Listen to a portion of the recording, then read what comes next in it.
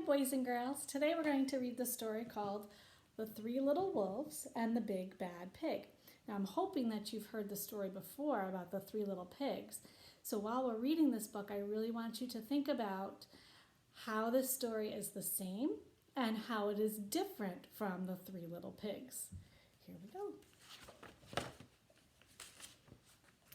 Once upon a time, there were three cuddly little wolves with soft fur and fluffy tails who lived with their mother.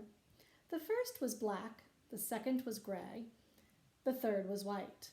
One day, the mother called the three little wolves around her and said, "My children, it is time for you to go out into the world. Go and build a house for yourselves. But beware of the big, bad pig."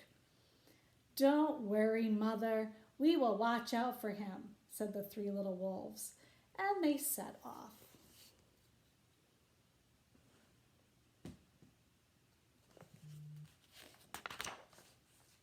Soon they met a kangaroo who was pushing a wheelbarrow full of red and yellow bricks. "Please, will you give us some of your bricks?" asked the three little wolves. "Certainly," said the kangaroo. She gave them lots of red and yellow bricks. So the three little wolves built themselves a house of bricks. I wonder if that house is going to withstand what the pig has in mind. Looks like a pretty sturdy house to me. It means it's not going to fall apart. The very next day, the big bad pig came prowling down the road and saw the house of bricks that the wolves had built. The three little wolves were playing croquet in the garden. Ooh, there's a juicy word, croquet. And you can see here they're playing croquet. They've got it's a bunch of little obstacles or little, looks like a horseshoe almost, little stakes that they put in the ground, and they have to hit the ball through each one of those little holes and then get it to the stick here at the end. When they saw the big bad pig coming, they ran inside the house and locked the door. There's the big bad pig right there. Wonder what the big bad pig is going to do. The pig knocked on the door and grunted, little wolves, let me come in." No, no, no," said the three little wolves. "By the hair on our chinny-chin-chins, we will not let you in, not for all the tea leaves in our china teapot." "Then I'll huff, and I'll puff, and I'll blow your house down," said the pig.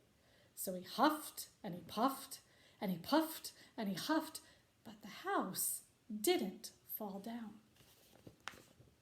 And here the three wolves are all very scared of that big bad pig. And then here's the big bad pig trying to blow the house down. It's a very strong house made of brick. Let's see what happens next.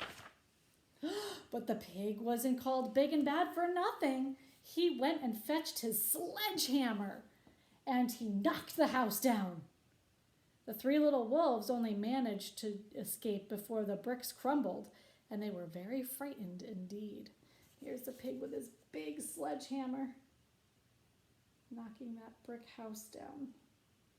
So since blowing it didn't work, he decided to find another tool that would help him.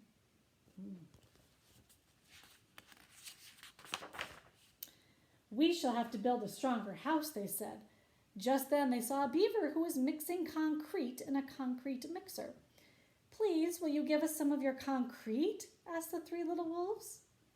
"Certainly," said the beaver, and he gave them buckets and buckets full of messy, slurry concrete. Ooh, slurry, there's a juicy word. Slurry means a mixture of something.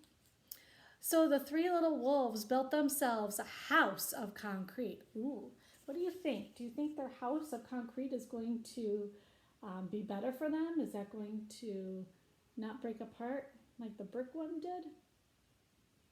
Do you think the big bad pig will be able to blow the house of concrete down? No sooner had they finished than the big bad pig came prowling down the road and saw the house of concrete that the little wolves had built. They were playing battledore and shuttlecock in the garden, and when they saw the big bad pig coming, they ran outside They ran inside their house and shut the door. So here's a picture of them playing those games. Battledore and shuttlecock. It's kind of like a game we know of as badminton, where you have like a little tennis racket and there's what's called a birdie flying through the air. And you have to hit it over the net. Kind of looks like a volleyball net almost, but a little lower to the ground. The pig rang the bell and said, "Little frightened wolves, let me come in." "No, no, no," said the three little wolves, "by the hair on your chinny chin chins. We will not let you in, not for all the tea leaves in our china teapot. Then I'll huff, and I'll puff, and I'll blow your house down," said the pig. So he huffed, and he puffed, and he puffed, and he huffed, but the house did not fall down. Just like the brick one, it did not fall down. I wonder, do you think that big bad pig is going to have something else in mind, like he did for the brick house?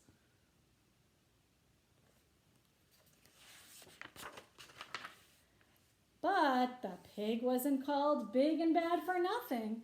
He went and fetched his pneumatic drill and smashed the house down. The three little wolves managed to escape, but their chinny chin chins were trembling and trembling and trembling. Oh my goodness. And there's what a pneumatic drill looks like. Another name for it is a jackhammer.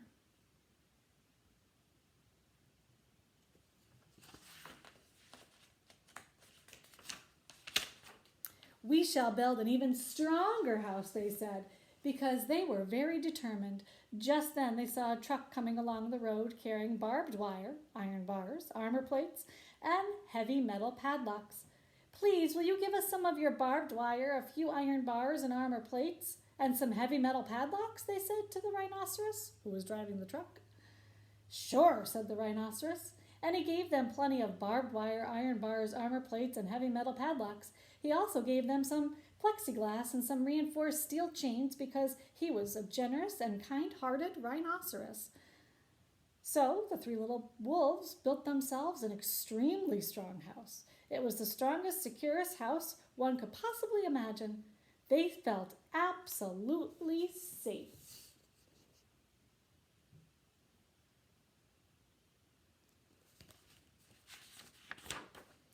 The next day, the big bad pig came prowling along the road as usual.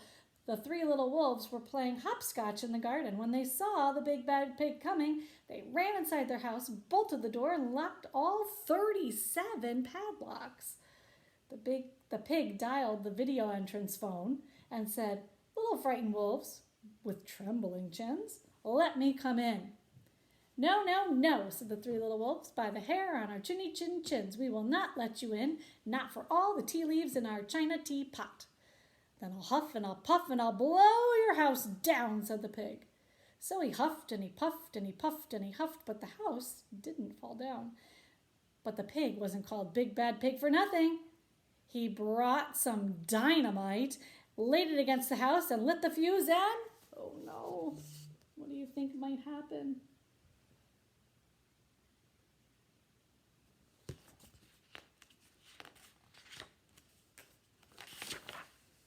The house blew up. I hope those wolves escaped. The three little wolves just managed to escape with their fluffy tails scorched. Ooh, there's a juicy word. Scorched means to be burnt. Their tails were a little burnt. But I'm glad they were able to escape. I wonder what they're going to do next. "Something must be wrong with our building materials," they said. "We have to try something different, but what?" At that moment, they saw a flamingo coming along, pushing a wheelbarrow full of flowers. "Please, will you give us some flowers?" asked the little wolves. "With pleasure," said the flamingo, and he gave them lots of flowers. So the three little wolves built themselves a house of flowers. Oh, that's very different from the houses they built already. I don't know. What do you think? What about that big bad pig? What do you think he might do? One was all of marigolds, one of daffodils, one of pink roses, and one of cherry blossoms. The ceiling was made of sunflowers. The floor was a carpet of daisies. They had water lilies in their bathtub and buttercups in their refrigerator. It was a rather fragile house, and it swayed in the wind, but it was very beautiful. Next day, the big bad pig came prowling down the road and saw the house of flowers that the three little wolves had built. He rang the doorbell. He rang the blue bell at the door and said, "Little frightened wolves with trembling chins and the scorched tails, let me come in." "No, no, no," said the three little wolves. "By the hair on our chinny chin chins, we will not let you in, not for all the tea leaves in our china teapot." "Then I'll huff and I'll puff and I'll blow your house down," said the pig. Do you think he's going to be able to blow their house down since it's just made of flowers and some sticks?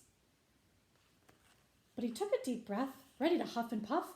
He smelled the soft scent of the flowers. It was fantastic. And because the scent was so lovely, the pig took another breath and then another. Instead of huffing and puffing, he began to sniff. He sniffed deeper and deeper until he was quite filled with the fragrant scent. His heart grew tender and he realized how horrible he had been. Right then he decided to become a big, good pig. He started to sing and dance the tarantella. And I had to look that word up, the tarantella. I knew it was a type of dance, but I learned something that the tarantella was a dance that came from Italy. So he's doing a really fun dance right now. He's celebrating being a good pig. At first, the three little wolves were a bit worried. It might be a trick, but soon they realized that the pig had truly changed. So they came running out of the house. They started playing games with him. First, they played pig pog and then piggy in the middle, instead of monkey in the middle. And when they all were tired, they invited him into the house. Oh, I don't know if that was a good idea, but maybe since he changed into a good pig, he might find it in his heart to be kind now. They offered him tea and strawberries and wolfberries and asked him to stay with them as long as he wanted. The pig accepted, and they all lived happily together ever after. So there was our story of the three little wolves and the big bad pig. Now I want you to really think about if this story, if how it was the same and how it was different from the true story or the story of the three little pigs. All right, thanks for joining me for reading today. See you later.